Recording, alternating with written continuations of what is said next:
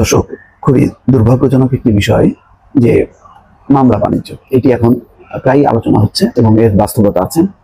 মামলা বাণিজ্যের ভিকটিম হচ্ছে প্রধানত আওয়ামী লীগ সমর্থক ব্যবসায়ী এবং অনেক রাজনীতি নিরপেক্ষ কিছু ব্যক্তি।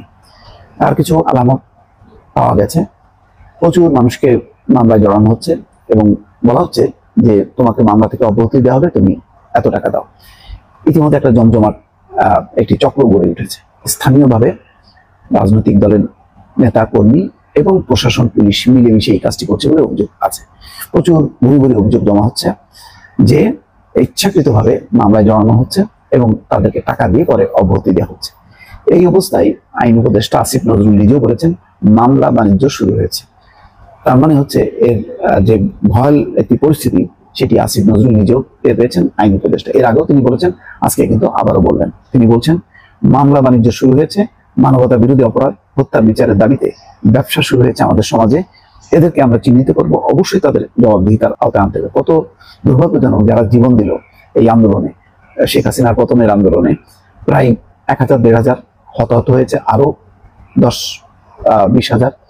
এখন এই সমস্ত বিষয় নিয়ে থানায় মামলা হচ্ছে এবং একটা মামলায় 100-150 মানুষকে জড়ানো হচ্ছে ইচ্ছাকৃতভাবে। অনেকে জানে যে এইসবের সম্পৃক্ততা নাই, কিন্তু তারপরেও তাদেরকে একজন উপদেষ্টা, নামও তো উপদেষ্টা, তিনি জানেনই না যে মামলায় তার নাম আছে। তার মানে বোঝা যায় যে কত ভয়াল একটা থাবা বিস্তার করেছে মামলায়, কত মানুষকে জড়ানো হয়েছে। আজকে সেই কথা তিনি বলছেন। সোমবার জুলাই অভ্যুত্থানে ঢাকা বিভাগের শতাধিক শহীদ পরিবারকে দ্বিতীয় ধাপে আর্থিক সহায়তার চেক হস্তান্তর অনুষ্ঠানে তিনি এসব কথা বলেন। সঠিকভাবে মামলার আহ্বান জানিয়ে আইন উপদেষ্টা বলেন, অবশ্যই আমাদের শুদ্ধভাবে মামলা করতে হবে। শহীদ পরিবারের মামলাগুলিতে আইনি সহযোগিতার জন্য আলাদা সেল গঠন করবে আইন মন্ত্রণালয়।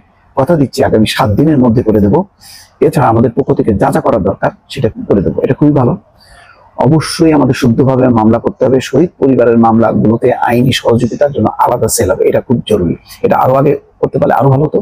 তাহলে ওই ভুয়া মামলা দিয়ে, মানে মামলা সঠিক কিন্তু ভুয়া আসামিদেরকে জড়িত করা এবং মামলাকে আরো দুর্বোধ্য করা, মামলা যুক্ত করলে যেটা হয়, এগুলো তদন্ত করতে করতে প্রতিটা মামলার যেই রিপোর্টটা দাখিল করতে হবে তাতে তদন্ত প্রতিবেদন তৈরি করতে লম্বা সময় হয়। তার পুরো বিচারটা প্রলম্বিত হয়ে যায়।